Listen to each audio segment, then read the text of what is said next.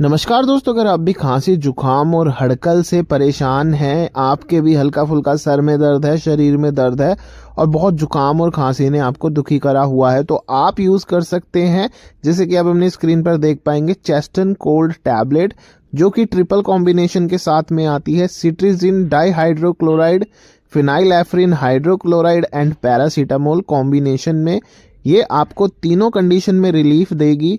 अगर आपके कोल्ड हो रहा है तो उसमें भी रिलीफ प्रोवाइड करेगी, अगर आपको हल्की फुल्की खांसी है तो ये उसमें भी हेल्प प्रोवाइड करेगी, और आपको शरीर में दर्द है या फिर जुकाम की वजह से सर में दर्द होता है तो उस कंडीशन में भी आपके लिए बहुत हेल्पफुल होगी। दोस्तों, आप इसे दिन में 2 से 3 बार ले सकते हैं। गर्म पानी के साथ में लेंगे तो आपको ज़्यादा अच्छा रिजल्ट मिलेगा।